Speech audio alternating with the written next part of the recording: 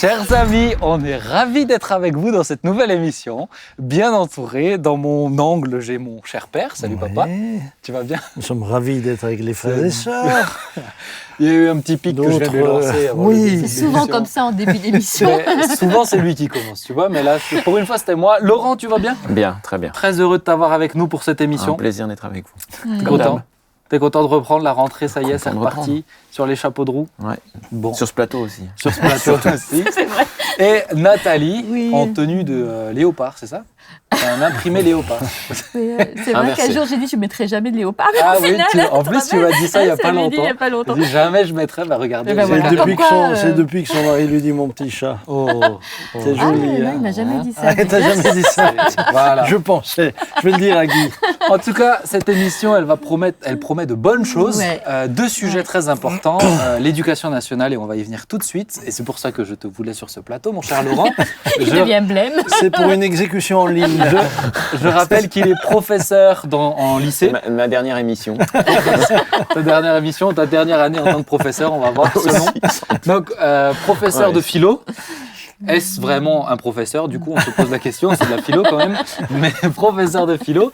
Et la deuxième partie, ça va être avec Éric Thaumieux. Vous savez que le 30 septembre, c'est la journée mondiale de la traduction. Ah oui. Et donc, bon à cette occasion-là, je trouve que c'est important de parler de la notion de la traduction de la Bible. Il y a Le de vrais saviez-vous, enjeux. ma chère amie? Non, j'apprends beaucoup de choses. On s'y retrouve. Je suis Ah, là même. pour apprendre des choses. La traduction de la Bible, c'est un réel enjeu, et puis c'est un terrain missionnaire. Donc on va découvrir tout ça. Mais on commence avec ce sujet. Pourquoi? Parce que ça me posait des questions. Le titre que j'ai mis sur cette première partie, c'est « Assistons-nous à la fin de l'éducation nationale ». Pourquoi j'ai mis ça? Parce qu'il y a quelque temps, j'entendais un reportage d'une professeure titulaire qui disait « je n'ai pas de classe ». Alors qu'aux informations, on nous disait tout le temps « il n'y a pas assez de profs ». Là, j'entendais une professeure qui disait « j'ai pas de classe » C'est bizarre, ça. et que c'est des contractuels qui sont formés, je ne sais pas en combien de temps ils sont formés, les contractuels. Là, je crois que c'est quelques semaines. C'est quelques semaines en ce moment. Ils sont formés et eux ont des classes, là où les professeurs titulaires n'ont pas de classe. C'est la première chose. Deuxième chose, dans la même semaine, j'entendais, c'est tout récent, hein, là c'est la rentrée donc, de septembre, près de 900 élèves sans lycée en Essonne.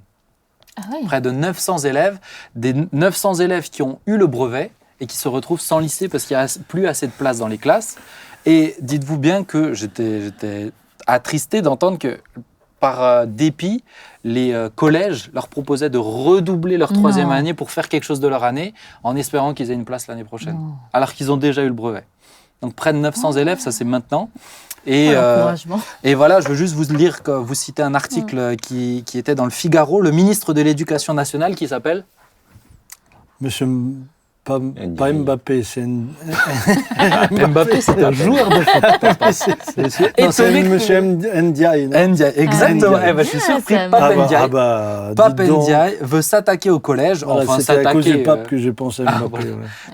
Veut s'attaquer au collège, enfin s'attaquer raisonnablement, estimant qu'il est l'homme malade du système scolaire avec un niveau faible, notamment en mathématiques et en langue vivante, a-t-il expliqué dans un entretien à Midi Libre publié samedi. On doit maintenant s'attaquer au collège car c'est l'homme malade du système. Le niveau en troisième est faible, en particulier maths et langue vivante, a déclaré le ministre face à des lecteurs du quotidien régional. On a un problème avec les langues, le niveau en anglais a baissé, on va remettre ça en chantier, a-t-il promis. Sur les maths, ce n'est pas une question d'heures de cours qui sont déjà conséquentes du CP à la terminale, mais plutôt la méthode pédagogique, a estimé le ministre. Et je termine avec ça, l'introduction, on voit le niveau scolaire français qui baisse de plus en plus. Ouais. Aujourd'hui, si je ne me trompe pas, il est à la 15e place mondiale. Ouais. Donc, c'est plus loin. Non, je parle général et je ne te parle pas de certaines matières. Mais on ne parle pas des maths où on a régressé. Même le niveau on ne parle pas du français. Le français qui s'appauvrit de plus en plus. Ouais. Donc voilà, tout ça me faisait dire, mais est-ce la fin de l'éducation nationale? Est-ce la fin de ce système-là qui a fonctionné de nombreuses années? Il n'y a pas longtemps, je suis retombé sur un extrait d'un reportage de l'INA. Non, pardon. Je lisais la dictée d'élèves qui étaient dans les années 60. Ah ben, je vous assure que c'est impressionnant. C'est impressionnant. Et l'écriture, et le français, et le niveau, c'était impressionnant. Et je me disais, mais est-ce que c'est la fin, en fait? Donc voilà, je voulais avoir un peu votre avis dessus. Qu'est-ce que vous pensez déjà des trois choses que j'ai citées, l'article, les 900 élèves, la prof qui n'a pas de classe? Quel est votre avis? Alors, moi, en introduction, je pense que c'est plutôt le reflet de l'état global de notre société actuelle et des politiques menées depuis 30 ans, voire plus. Puisque ce que nous sommes en train de citer là, nous pourrions nous poser la question, est-ce la fin de l'hôpital public ? Est-ce la fin de telle administration, tant il semble que le désordre est en train de s'amplifier avec ce qui est résumé par des conséquences. Et Mais qu'est-ce que tu penses de cette actualité-là ? Mais je pense qu'elle reflète justement tout le reste. Quelque chose de plus large. Et que lorsque on dit qu'il faut s'attaquer à telle tranche d'âge ou à telle tranche d'âge, on est juste en train d'essayer de colmater une brèche plus importante, parce qu'elle se voit maintenant plus là, alors que c'est le système qui se fissure. Et Laurent ? Non, en fait, moi, ce que j'aimerais dire, c'est qu'à partir du moment où tu ouvres à 85% d'une classe d'âge ou 90% d'une classe d'âge les lycées généraux et technologiques, forcément le niveau va baisser au nom d'un principe qui est, voilà, on connaît tous, hein, c'est cette égalité qu'on a un peu sacralisée et qui fait que forcément on se retrouve avec des élèves qui ne savent même pas pourquoi ils sont là.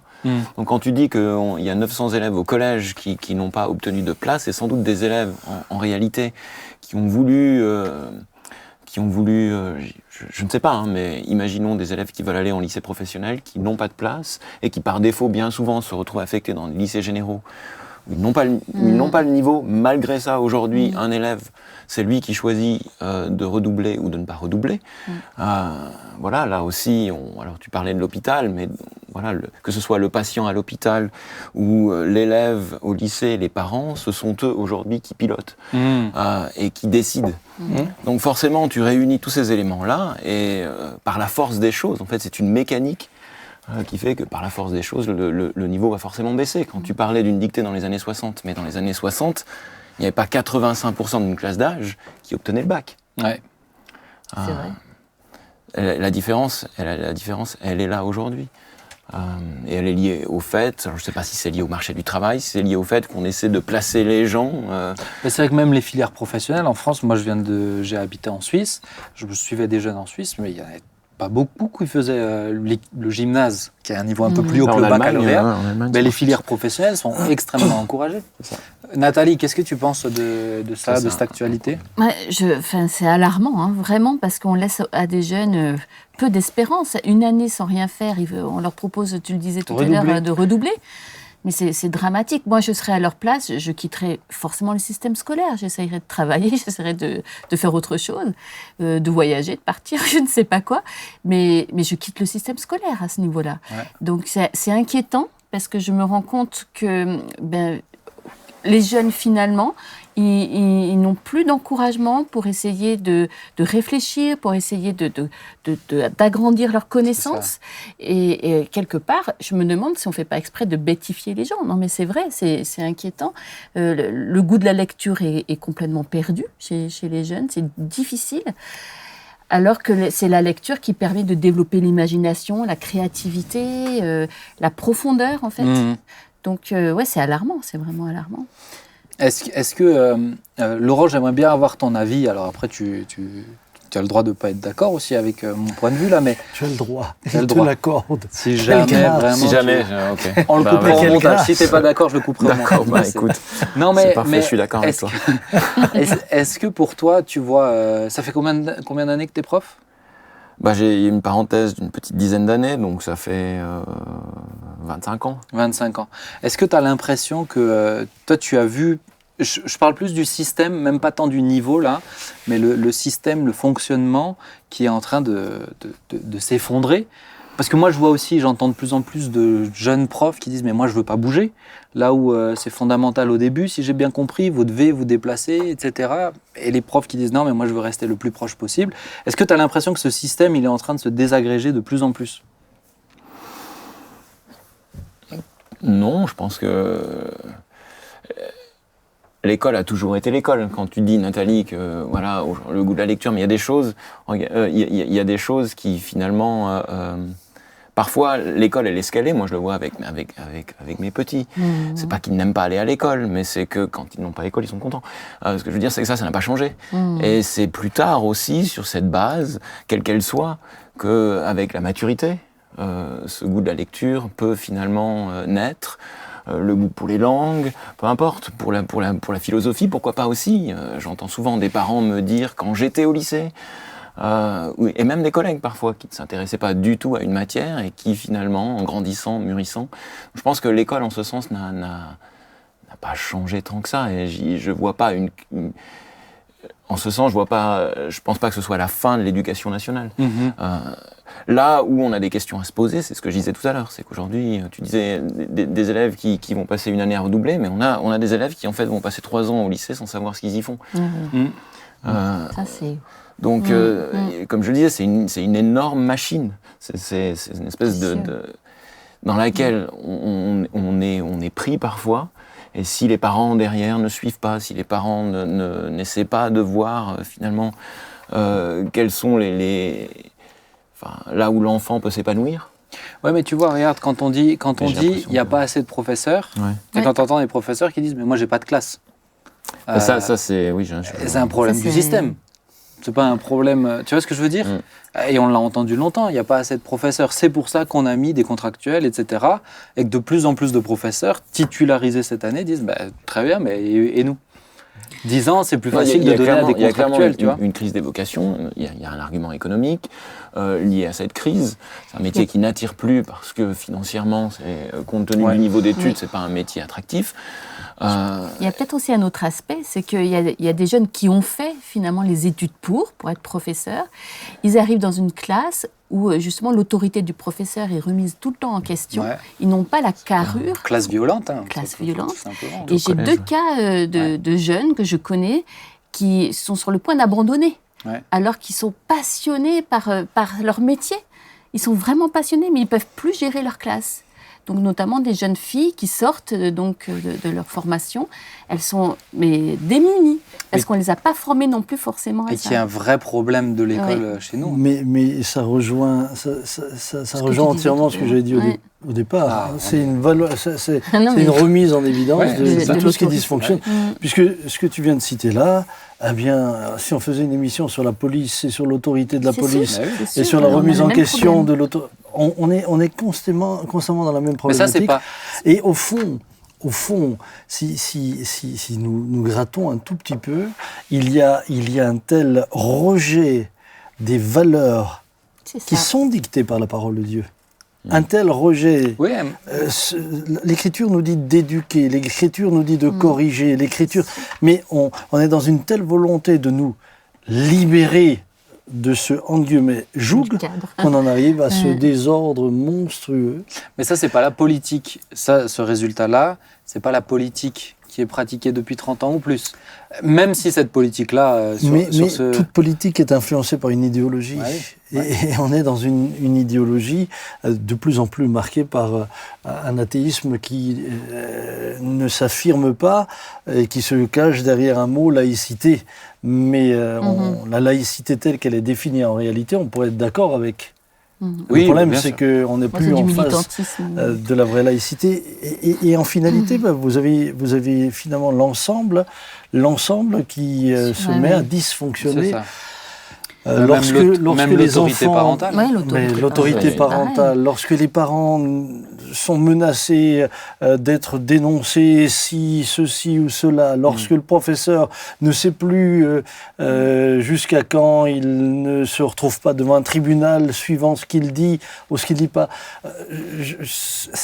tout en restant dans le sujet et en même temps en en sortant un peu, vous avez là un professeur en Irlande qui, sur la base de ses convictions, a refusé ce qu'on lui imposait. Oui. C'est-à-dire, un des élèves, je ne sais plus si c'était un garçon, qui voulait se faire appeler avec le prénom d'une fille. Et ce professeur, en accord avec ses convictions, il a le droit à refuser de l'appeler autrement que par son vrai prénom. Autrement que par son prénom. Eh bien, dites-vous qu'on l'a mise à pied, la justice l'a mise à pied, lui a interdit d'aller en cours, trouvant la mesure totalement injuste. Ce professeur a continué à se présenter. Finalement, on a dit que c'est outrage à magistrat parce qu'il n'a pas respecté le jugement, etc. Et on l'a mis en prison. Mais on en est là. On en est là. Et ce que tu disais avant, tu vois, c'est que puisque je reviens un petit peu, j'aimerais terminer avec l'aspect, mais c'est très juste ce que tu relèves, mais c'est les élèves qui choisissent. Qui choisissent s'ils redoublent pas, ou les professeurs. Je me souviens c'est problématique. Je me souviens d'un dossier, ça va rejoindre Sam, ce que tu disais, on parle de la fin de l'éducation nationale, mais en réalité, le problème, il est bien plus... Il est majeur. Et je me souviens d'un dossier dans un magazine de sociologie, et le titre du dossier, c'était « La fin de la société ». Et il y avait notamment un article qui portait sur la crise des figures d'autorité. Et puis une société, en fait, où il n'y a plus de verticalité, mais où tout s'est horizontalisé. Donc les parents deviennent finalement voilà, tout est horizontal. Il y a le proviseur, le professeur, les parents, les élèves. On est tous au même niveau. Il n'y a plus d'autorité. Et voilà. Mais c'est d'où le malaise. D'où le malaise. Et justement, c'était ça. Le malaise social, il est lié. Mais c'est très intéressant parce qu'on en revient à la Genèse. Tout est toujours histoire de rébellion. Rébellion contre l'autorité. Ça commence dans le ciel. C'est pas nouveau. Avec Satan qui, finalement, est en rébellion. Ça continue sur la terre. À la souveraineté et maintenant, ça se traduit dans la société où finalement, la rébellion, c'est le refus de l'autorité et c'est le refus de la différence. Puisque si par exemple on a autant d'élèves qui poursuivent des études jusqu'au bac, mais c'est parce qu'on a tellement, d'un côté, valorisé les métiers intellectuels et dévalorisé les métiers manuels, que tous les parents ont voulu pousser leurs enfants dans un sens, alors qu'aujourd'hui on se rend compte que le plombier, quand il t'en faut un, t'en trouves plus. Et surtout aujourd'hui, il y a très peu de moins en moins de débouchés sur de longues études. C'est vrai. Il y a beaucoup de gens qui sont surdiplômés. Mais bien, ils ne trouvent plus de... Je veux juste terminer ce sujet parce que le temps passe, mais avec cette question, pour moi, qui est importante de mettre sur le sujet de l'éducation nationale, c'est est-ce que du coup, avec ce qu'on est en train de voir là, parce que effectivement, c'est général, etc., mais moi, ce qui m'attriste particulièrement, c'est que c'est des générations entières qui vont avoir un niveau intellectuel qui sera plus bas, qui vont avoir une capacité d'ouverture sur les autres, ouverture sur le monde qui sera affaiblie, etc. Est-ce que, j'aimerais juste terminer avec la notion d'école privée, qu'à l'église ici, on a ouvert une école aussi. Pourquoi tiens papa, toi qui étais aussi à l'origine de cette idée de l'école privée, mais pourquoi une école privée? Et peut-être toi aussi, j'aimerais bien avoir ton avis, Laurent, mais est-ce que c'est la seule alternative possible pour avoir un vrai cadre, parce que c'est sûr que, je vais le dire de façon très crue, mais quand tu payes, tu es plus investi. Quand tu payes, tu vérifies que moi, si je paye, je vais m'assurer, quand mon petit aura des choses à faire, qu'il les fasse, parce que je paye. Je pense qu'il y a aussi, on parlait de l'État-providence, mais est-ce que c'est la seule dernière option, ou peut-être déjà, papa, pourquoi on a lancé cette école, et peut-être ensuite Laurent, et ensuite on va terminer. Alors, nous avons lancé cette école par conviction, conscient que justement nous étions dans un système qui était en train de perdre aussi beaucoup de valeurs, dont l'éthique ne correspond plus aux valeurs auxquelles nous adhérons et nous croyons. Et nous voulions donner la possibilité, c'est pas une obligation, je pense qu'on peut réussir dans le public et échouer dans le privé, c'est pas de cela que je parle, mais donner la possibilité aux enfants d'avoir un cadre.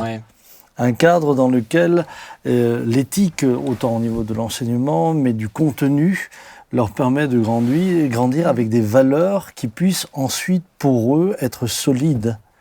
et qui leur permettront aussi de réfléchir en fonction de cette éthique-là. Puisque, vous le savez, nous le savons tous, lorsque l'enfant grandit, il enregistre dans son cerveau ce qu'on lui dit, et si vous mettez tout de suite les bonnes bases, elles resteront. C'est pour ça que la Bible dit « Enseigne l'enfant dans la voie qu'il doit suivre ». Quand il sera vieux, il ne s'en éloignera pas. Est-ce que tu as l'impression, juste papa, parce que tu parlais de l'éthique, moi j'ai fait toutes mes classes dans le public, où déjà il y a plein de choses qui s'opposaient à notre éthique chrétienne. Mais est-ce que tu as l'impression aujourd'hui, c'est de plus en plus difficile en fait. Moi l'impression que j'ai entre ce qu'on vivait avant dans mes classes quand j'étais plus jeune et ce qu'ils vivent maintenant pour accompagner beaucoup de jeunes, c'est que là c'est une lutte contre leur éthique. C'est pas juste ces deux éthiques qui sont un peu différentes, c'est une déconstruction de leur éthique, leurs valeurs. Est-ce que tu as l'impression que ça s'aggrave et c'est ça qui fait que t'as eu aussi sur ton cœur, il faut qu'on lance j'ai envie de dire un oasis, quoi. Alors, juste pour rendre l'honneur acquis de droit, il y avait déjà, il y a 30 ans, une école qui avait ouvert dans la région, l'école Daniel. Oui, totalement. Et c'est vrai qu'à cette époque-là, pour deux raisons. La première, c'était que financièrement, moi, je ne voyais pas comment je pouvais envoyer mes 6 enfants. La deuxième, c'est que je jugeais que l'école dans laquelle vous étiez, vous pouviez encore continuer à progresser malgré les différences qu'il pouvait y avoir. Aujourd'hui, les enfants sont confrontés à ce qu'on n'a jamais connu dans notre société. Lorsqu'un petit garçon de 6 ans voit son petit copain de 6 ans revenir l'année d'après et être une petite fille, et psychologiquement, il y a des traumatismes qui se font. Et je crois que ces traumatismes, on va les mesurer de plus en plus. Et je rencontrais un ami psychiatre, qui me disait, on est en train de fabriquer une bombe qui va exploser au visage de toute la société. Ceci au nom toujours de la liberté, 2, du respect de la différence. Mais le problème aujourd'hui, c'est qu'on n'est plus dans le respect de la différence. Puisque quand tu penses autrement, mais même tu es condamné. Même tu vois la déconstruction du peu d'autorité parentale qui reste.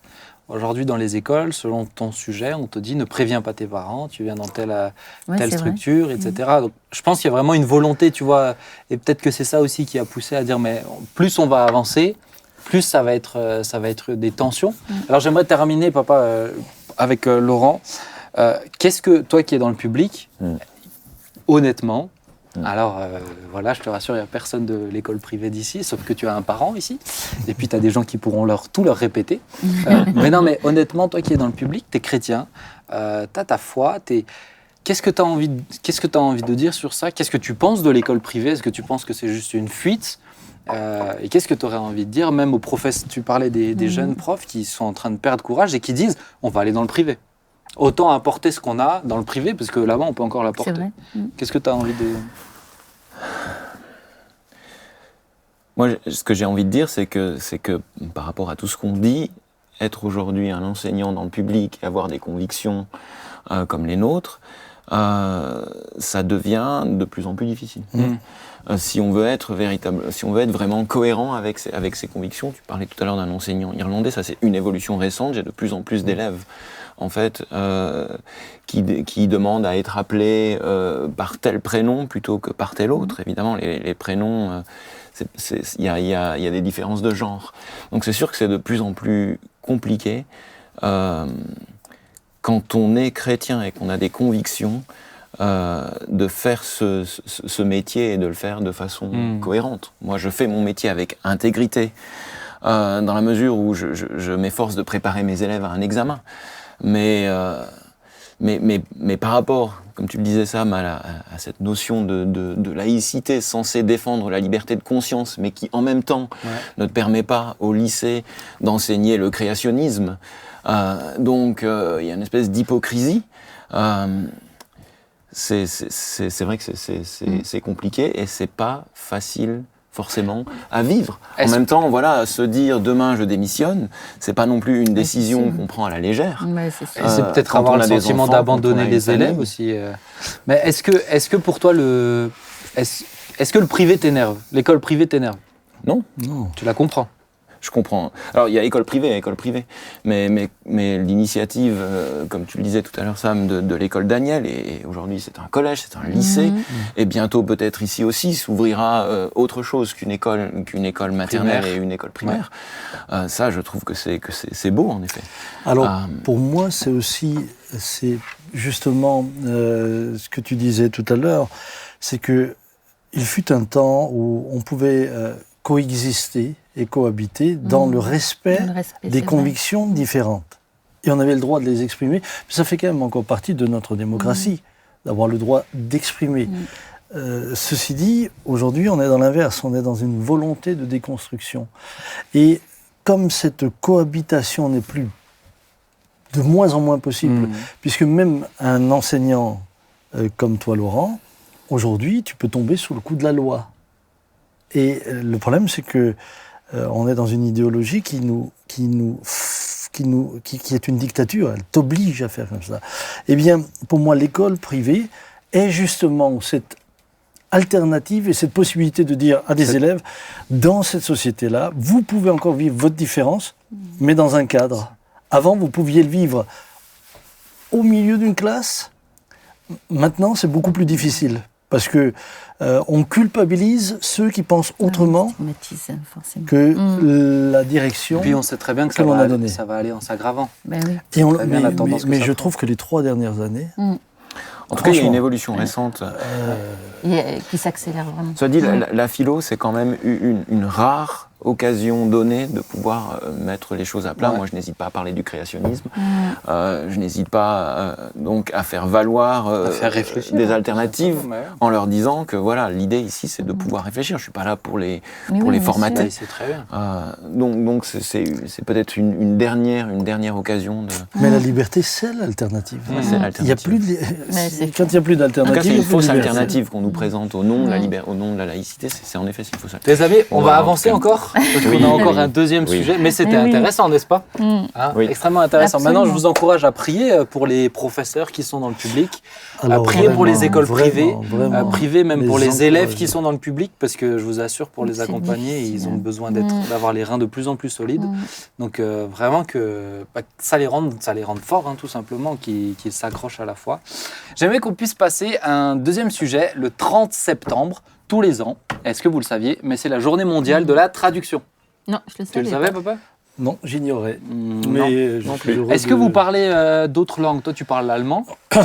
Je parle l'alsacien. Oui. L'anglais, tu t'en sors? Disons que je bégaye en anglais. Non, il s'en sort. Nathalie, tu parles quoi? Alors, j'ai appris l'anglais et l'espagnol. Ah, tu parles espagnol?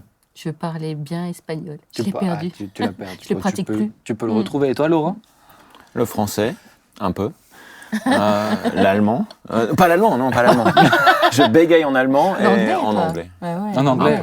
Américain. Son anglais, c'est parfait. Ah oui. Toi, tu parles à tes enfants en anglais? Oui, on parle à la maison. Ah ouais. Ah si, je les ai entendus, vous avez l'accent et tout en plus. C'est classe. C'est classe. Est-ce que ton épouse, elle est américaine, c'est ça. Mais elle a un bel accent aussi. Du coup, voilà, on va parler de la traduction, journée mondiale de la traduction, mais pour en faire un sujet, je pense, qui peut nous apporter un peu plus aussi, j'ai demandé à quelqu'un que vous connaissez, c'est Eric Toumieux, missionnaire au Sénégal, de la part de la Porte Ouverte. Eric, si tu peux venir, on serait très heureux de t'avoir avec nous. Hop, me voilà. On dirait Jamy, tu sais, dans C'est pas sorcier. C'est vrai. Ça va? Alors Eric, est-ce que tu es en forme? Eric. Je vous entends, je suis très en forme. Alors on est heureux de le savoir. Alors si cette fois-ci je t'ai fait venir, t'es déjà venu sur l'émission, t'es venu même en tant que chroniqueur, mais c'était parce que toi tu as une expérience de traduction, puisque tu as travaillé à la Wycliffe, tu vas nous faire découvrir un petit peu ce que c'est. Et voilà, peut-être nous expliquer un petit peu qu'est-ce que tu as fait en tant que pour l'association de la Wycliffe, et est-ce que tu peux nous la présenter en quelques mots? Et pour nos chers amis internautes, l'image est un peu plus petite des fois, il n'y a pas de souci, vous inquiétez pas. Tant que vous entendez sa connaissance, c'est largement suffisant. Donc Eric, qu'est-ce que tu as fait? Dis-nous un petit peu sur la traduction.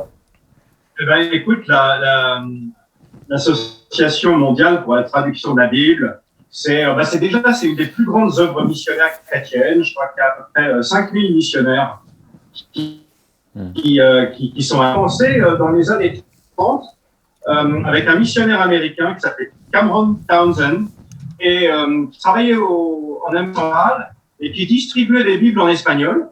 Et un jour, il a donné une Bible à un Indien et l'Indien lui a rendu sa Bible en disant « mais c'est pas ma langue ».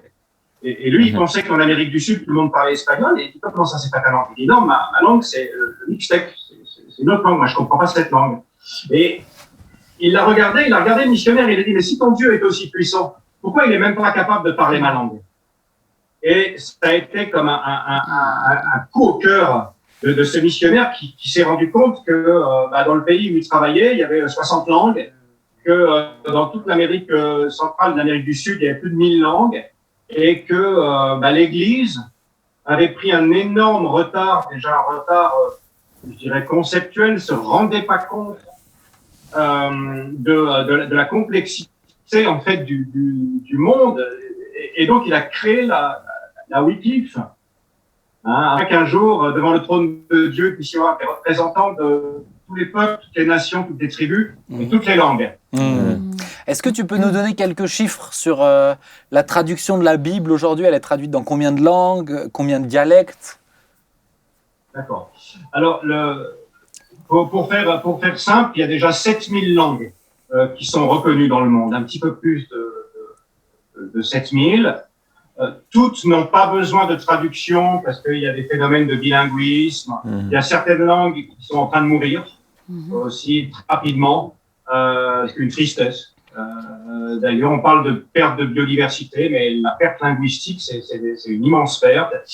Et aujourd'hui, il y a seulement 700 langues qui ont une Bible complète dans le monde. Donc, c'est pas autant qu'on pense, mais ça représente bien sûr la majorité des 7 milliards de personnes que nous sommes. On a aussi un travail en train de progresser dans 2000 langues, tous les missionnaires qui sont à la Wycliffe et d'autres organisations, d'ailleurs, comme Pioneers, comme d'autres qui sont en train de traduire aussi la Bible. Et pour faire simple, il y a encore besoin de traduction dans à peu près presque 2000 langues, donc 1800 langues qui ont encore besoin que les gens partent à apprendre ces langues. Ce sont des langues de minorité, donc ces langues représentent à peu près 250 à 300 millions de personnes. C'est quand même énorme. Et donc voilà un petit peu la situation aujourd'hui. Ok. Toi, quand tu étais à la Wycliffe, tu traduisais dans quelle langue? Alors moi, j'avais été formé avec Issouk pour la traduction, mais finalement, on n'a jamais trop traduit parce que le Seigneur nous a envoyés au Sénégal parmi un peuple qui disposait déjà du Nouveau Testament et où la traduction de l'Ancien Testament était en cours. Et justement, c'est une bonne occasion de dire que la plupart des missionnaires qui travaillent à la Wycliffe ne font pas directement de la traduction. Et d'ailleurs, le missionnaire expatrié, c'est jamais lui qui fait la traduction. Ça, c'est aussi une erreur qu'on fait. La traduction, elle est faite toujours par des gens de langue maternelle. Tu ne peux pas traduire dans une langue qui n'est pas ta langue maternelle. Donc, en fait, le missionnaire, souvent, il se positionne en tant que consultant exégète et il anime une équipe de locaux qu'il a formés, qui sont engagés avec lui pour traduire d'abord souvent le Nouveau Testament. Ça dépend de la situation de chaque peuple pour arriver à traduire la Bible. Ah, c'est intéressant, vous saviez ça? Non. Ah non. Ah, moi, je ne savais pas. Et pourquoi, en quoi ce travail est important, Eric? Pourquoi il faut justement que ça continue? Pourquoi la traduction, elle est essentielle?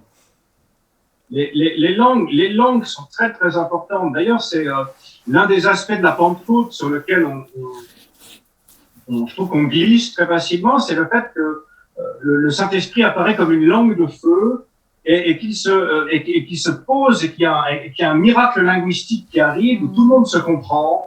Malgré la diversité de toutes les langues, c'est comme si la malédiction de la tour de Babel était renversée. Et l'une des conséquences de la Pentecôte, c'est que le Saint-Esprit nous appelle à aller donner la parole dans toutes les langues du monde. beaucoup de gens ont compris qu'il fallait prêcher oralement, mais très très vite, les gens se sont rendus compte que le fait d'avoir la Bible dans ta langue maternelle était fondamental. Il n'y a qu'à voir le rôle qu'a eu chez nous en France la traduction de la Bible en français au début de la Réforme, pour voir. Moi, j'imaginerais difficilement ma vie chrétienne et ma croissance sans avoir la Bible dans ma langue maternelle. C'est vrai. Ouais, c'est pertinent. Est-ce que vous vouliez déjà réagir, dire quelque chose à ce stade de l'interview sur cette notion de traduction ? Moi, quand je pense traduction, je me dis, c'est vrai qu'on pense qu'on traduit un mot à un autre, mais Éric, en réalité, je pense que c'est pour ça qu'on demande aux gens de langue maternelle de traduire, parce qu'on ne peut pas traduire littéralement une phrase des mots à mots. En fait, c'est ça qui est difficile. Le fait de faire appel à des traducteurs de langue maternelle, c'est aussi pour le naturel de la langue. On n'arrive jamais à avoir le même naturel. Maintenant, le consultant exégète, lui, au contraire, il va aider son équipe de traducteurs à ne pas faire une traduction trop mot à mot. C'est ça.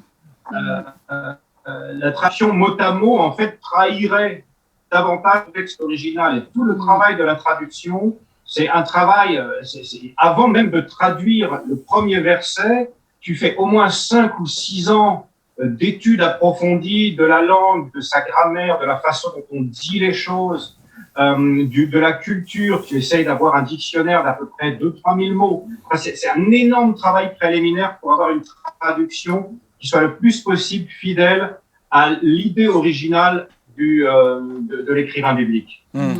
Ça m'amène à une question, Éric. Combien de temps faut-il en moyenne pour la traduction de la Bible ? En moyenne. Aujourd'hui, avec les outils informatiques et les aides énormes qu'ont les traducteurs, ils disposent tout de suite de beaucoup de versions. Ils n'ont plus besoin de faire des études en grec ou en hébreu. Il y a beaucoup, ça aide, mais c'est quand même, il y a énormément d'aide à la traduction en ligne, des outils. Aujourd'hui, une traduction du Nouveau Testament, en moyenne, c'est 12 à 13 ans de travail.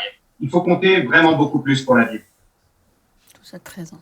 12 à 13 ans. Non, beaucoup plus pour la Bible. Oui, ouais, mais Pour 12 le à Nouveau 13 ans Testament. pour le Nouveau Testament. Pour le Nouveau Testament. C'est déjà énorme. Ouais, c'est énorme. Par exemple, la Bible en sérère, chez nous, la Bible en sérère, je regarde, non, je ne l'ai pas juste à côté de mon étagère, ça a pris 33 ans de travail. 33 ans. 33 ans, ce qui veut dire quasiment la carrière d'un traducteur.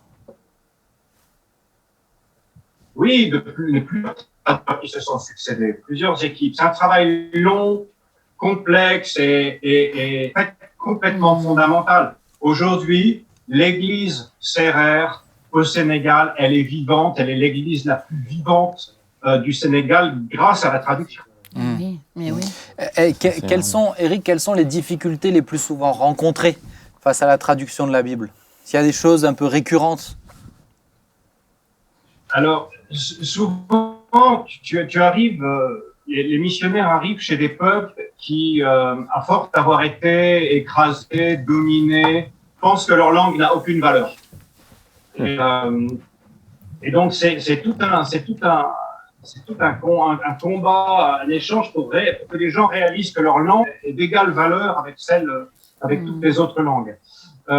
Ensuite, la deuxième difficulté, c'est de traduire un texte biblique dont la rédaction a commencé à peu près vers l'an 1200 avant Jésus-Christ dans la culture du Moyen-Orient pour aller le rendre compréhensible à une tribu amazonienne. Là, c'est une très très grosse difficulté. Ensuite, la troisième difficulté, c'est souvent que nous sommes à une époque où l'engagement à long terme dans la mission, c'est beaucoup réduit. Et le genre de mission qu'est la traduction implique un engagement à long terme. Ouais.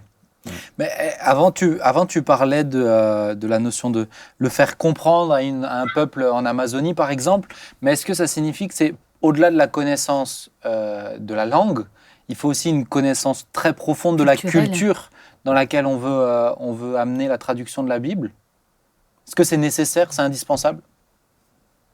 De plus en plus, les recherches en neurolinguistique montrent que l'entière totalité de la culture d'un peuple est quelque part encryptée dans sa langue. La langue, on découvre de plus en plus, la langue n'est pas seulement un moyen de communication. Elle est le réceptacle de toute notre culture, de toute notre façon de penser.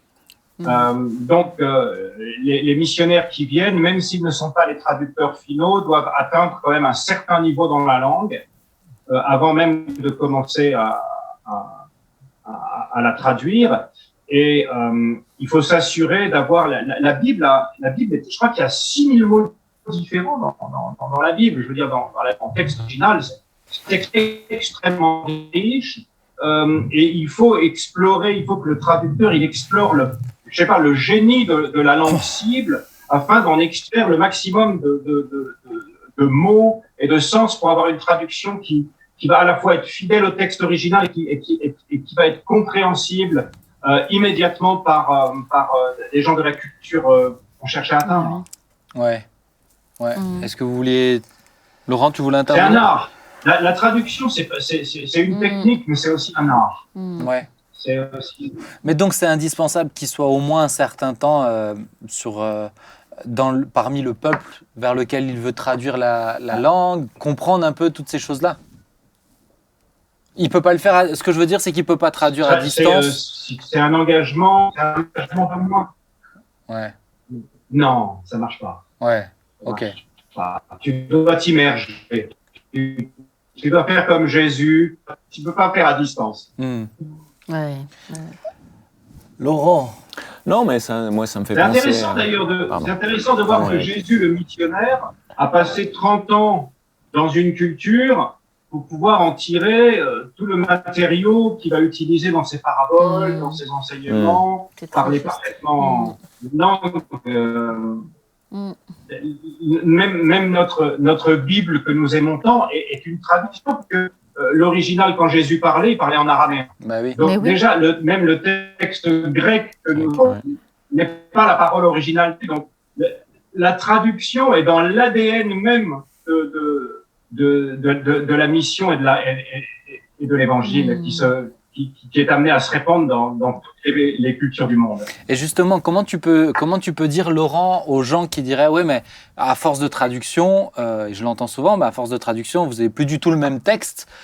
Comment vous pouvez dire c'est la parole de Dieu, puisqu'elle a plein de versions différentes, plein de subtilités qui parfois ont peut-être sauté à cause des traductions, dans un mot en araméen ou même en grec qui peut avoir 3 sens différents. En France, il n'y en a plus qu'un, où il a fallu choisir. Qu'est-ce que tu pourrais dire aux gens qui amèneraient ces affirmations-là? Écoute, je crois qu'aux États-Unis, il sort une nouvelle traduction de la Bible. J'ai dit Laurent. Oh, pardon.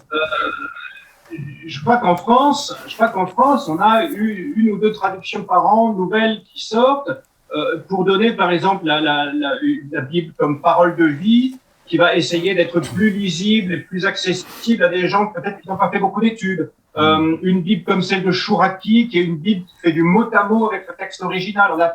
Quand on traduit, on doit choisir.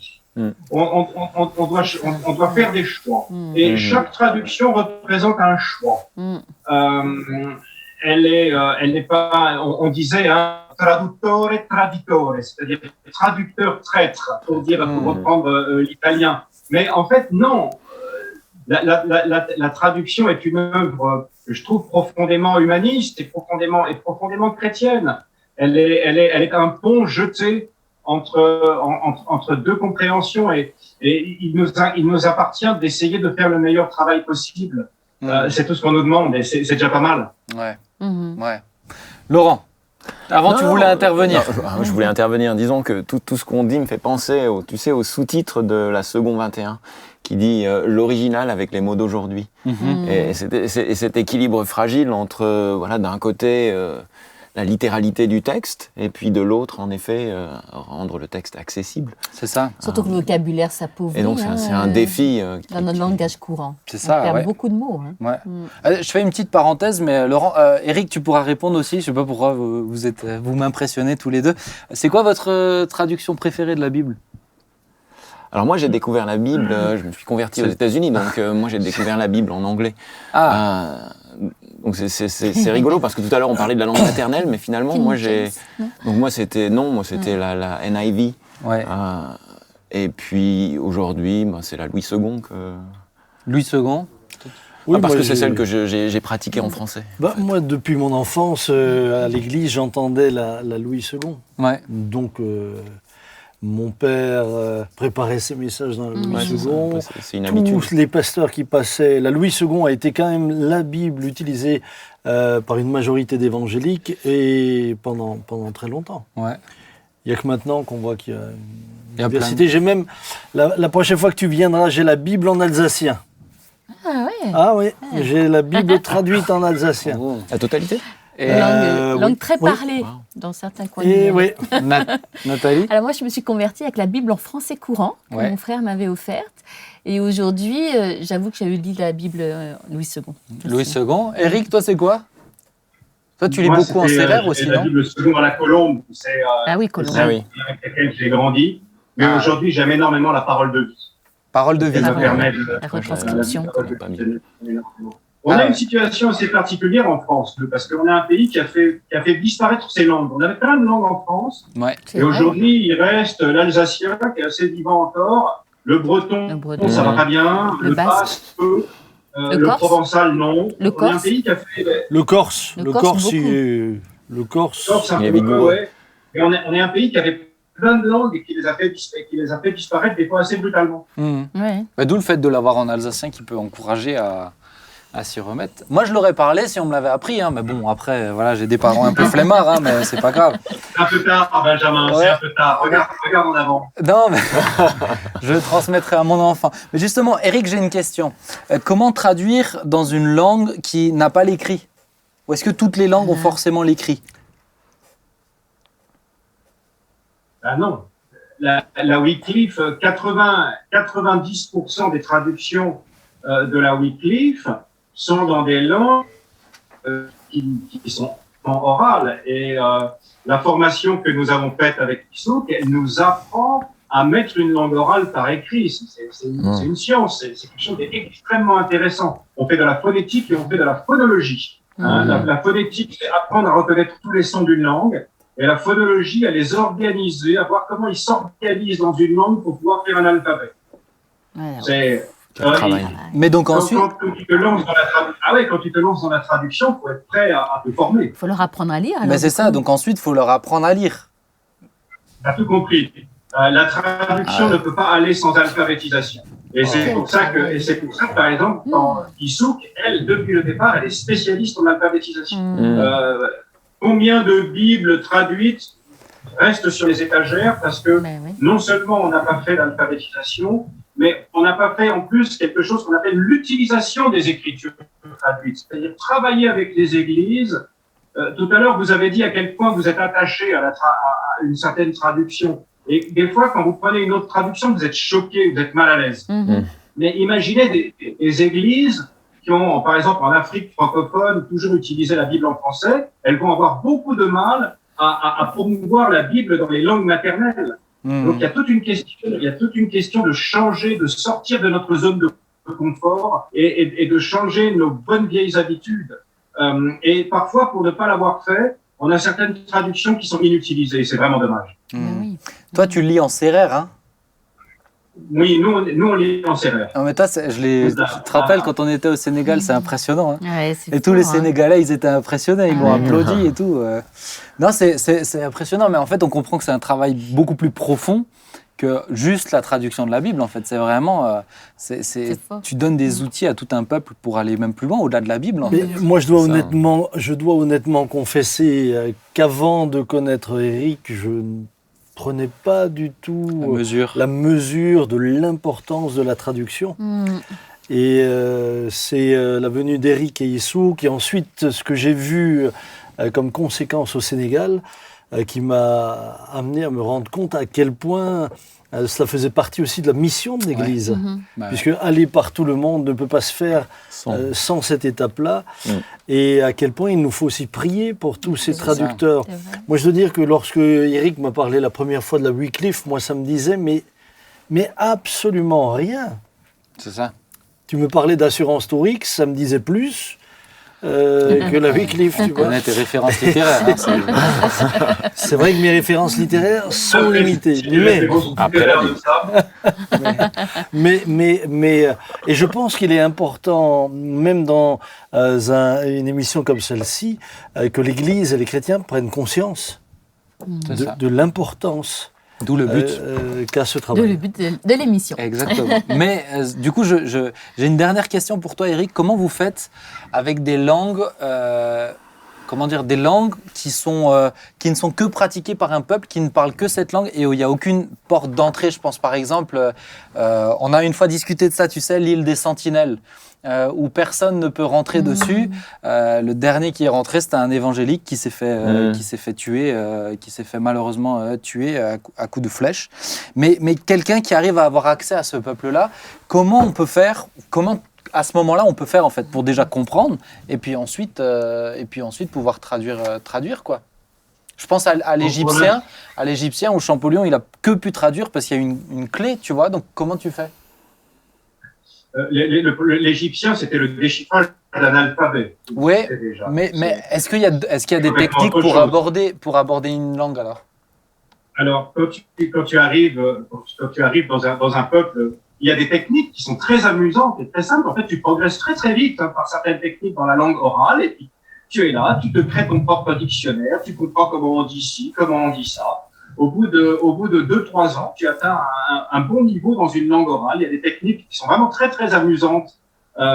C'est passionnant de voir, par exemple, si tu es face à une personne qui parle une toute autre langue, en 1 heure de temps, le vocabulaire que tu peux amasser dans cette langue, que tu peux même écrire quand tu maîtrises l'alphabet phonétique international, c'est-à-dire c'est un alphabet qui recense tous les sons qu'il est possible de prononcer dans une langue humaine. Je crois qu'il y a à peu près 300 ou 400 sons. On est bien loin de nos 26 lettres. Et quand tu connais cet alphabet phonétique international, tu peux transcrire par écrit n'importe quel son d'une langue humaine. On t'apprend.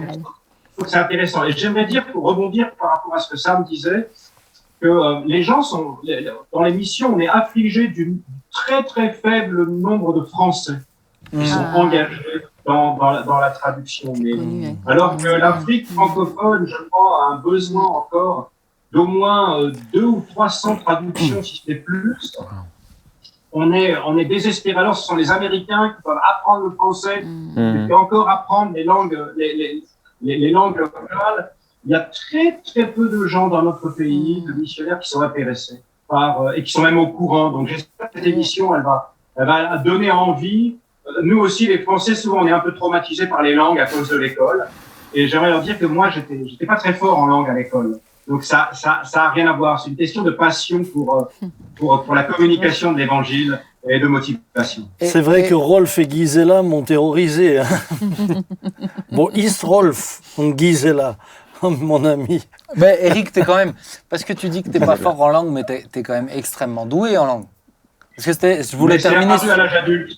D'accord, donc c'est pas trop tard. C'est apparu à l'âge adulte. C'est encourageant, hein. Quand je me posais des questions sur mon engagement missionnaire, soudain, il s'est révélé que j'avais passion pour les langues. Mais quand j'étais à l'école, j'étais pas très bon. D'accord, mais c'est venu plus tard, parce que tu parles de nombreuses langues, hein. Je sais plus combien t'en parles, mais... 6 ou 7 langues. Wow. Ouais. Sans compter le parler en langue, tu vois, donc... Moi, j'en parle aussi beaucoup, mais tout en français, c'est... Voilà. Mais en tout cas, merci beaucoup. Merci beaucoup d'avoir choisi ce sujet. Et je prie le Seigneur qu'il puisse faire naître des vocations. Vraiment. Merci beaucoup, Eric, pour ce moment. Et que Dieu te bénisse et vous inspire avec Issouk et toute la mission. Hein. Que Dieu vous bénisse. À plus. À plus, Ciao. Eric. Merci beaucoup. Salut. Son beau sourire. Ouais, tu dis du salut bien. où tu veux. Les caméras prendront ce qu'ils veulent prendre. Non, mais c'est extrêmement intéressant. Hein. Ah, mais Carrément. Et puis, lorsque tu écoutes Eric, il est passionnant. Il est passionnant. Parce qu'il est passionné. Tout à fait. Franchement, transmettre. Je pense que même le monde pastoral, et je me demande même si les écoles bibliques prennent le temps de rendre les étudiants attentifs à cette problématique qu'est la traduction. C'est ça. Je ne suis pas convaincu. Non. Après, on parlait des traductions, mais c'est vrai que je dois dire que de lire dans différentes traductions, pour moi, Oui. ça apporte, c'est enrichissant. Même nous, en français, on est bénis parce qu'on a plusieurs traductions à notre disposition. Et je trouve que c'est enrichissant. Moi, je sais qu'en ce moment, là, j'ai changé de traduction dans ma lecture quotidienne et ça me fait voir le texte avec d'autres angles, où ça relève d'autres choses. Tiens, je ne les avais pas vus comme ça parce que je les ai tellement lus souvent. C'est juste. Avec des mots, etc., des mots autres. Là, ça me saute un peu plus aux yeux, donc je trouve ça vrai, extrêmement intéressant. Même quand on fait des... Je sais pas comment tu fais, tiens, on va terminer l'émission sur ça, mais papa, quand tu fais des prédications, Oui. est-ce que tu prends plusieurs traductions? Oui, alors il m'arrive, suivant le texte et suivant la complexité de ce dernier, de le lire dans différentes traductions. Ou même revenir voire aussi de à... le lire aussi en allemand, Ah oui. littéralement ça dans aussi, une autre ouais, moi langue, aussi, ou même en anglais. Ou alors revenir, tu sais, avec les Strongs. Tu sais, les mots où tu reviens au mot original. J'utilise jamais Ah ouais? Strongs, Moi, c'est quelque chose que je fais rarement. souvent. Franchement, ça m'apporte vraiment beaucoup. Parce qu'il t'explique... C'est pour les concordances, c'est ça, non? Non, ouais, non, en fait, Dictionnaire c'est plutôt une traduction du mot précis. Par exemple, le mot Ah oui, fidélité oui. dans ce verset-là, vous pourrez retrouver gratuitement, vous pouvez y avoir accès. Le site EMTI, EMCT... Non, ça s'appelle plus comme ça, leur site. Je crois que c'est EMCTV ou quelque chose comme ça. Mais en tout cas, ils ont une Bible et vous avez l'option Strongs. Et vraiment, moi, c'est ce que j'utilise pour mes prédications. Vous cliquez dessus, vous avez plein de versions, vous cliquez dessus. Et puis, il y a le mot fidélité dans tel verset. Mais tiens, mais qu'est-ce qu'il voulait dire précisément? Et c'est souvent comme ça que je prends, que je vois des subtilités. Ouais. Je trouve ça très intéressant. Ça complète, ouais. Ben voilà. Ouais, voilà. Écoutez les amis, le temps est passé. En tout cas, on est ravis vraiment. Moi, je trouvais ça extrêmement intéressant. Et je propose, tu sais quoi, papa, est-ce que tu veux bien terminer cette émission en priant aussi pour justement ce problème de traducteur que des hommes et des femmes se lèvent. Oui. Père, nous avons entendu l'appel qu'a fait Eric et nous voulons aussi nous conformer à l'appel que nous a fait Christ il y a bien longtemps de cela, nous envoyant par toutes les nations. Seigneur, merci de nous permettre, au travers d'hommes comme Eric, au travers d'organismes comme la Wycliffe, de prendre conscience à quel point il faut que là aussi des forces vives s'engagent pour que l'Évangile soit accessible à tous les hommes. L'apôtre Paul dira « Faites-vous de tout à tous ». Et si nous voulons nous faire de tout à tous, c'est bien nous faire aux autres. C'est aussi nous rendre accessibles et rendre l'Évangile accessible en leur permettant de la comprendre dans leur propre langue. Je crois qu'il y a dans ce pays encore d'autres Éric qui pourraient se lever et dire « Mais oui, ça me tient à cœur, je veux m'engager ». Eh bien, encourage-les, bénis-les, suscite des vocations, nous te le demandons. La moisson est grande, il y a peu d'ouvriers. Et Seigneur, s'il y a peu d'ouvriers en général, il y en a encore moins, en particulier dans ce domaine-là. Merci pour ce que tu feras. Merci pour ce temps passé ensemble. Bénis tous ceux qui nous suivent, qui sont avec nous. Fais-leur du bien et encourage-les. Amen. Amen. Amen.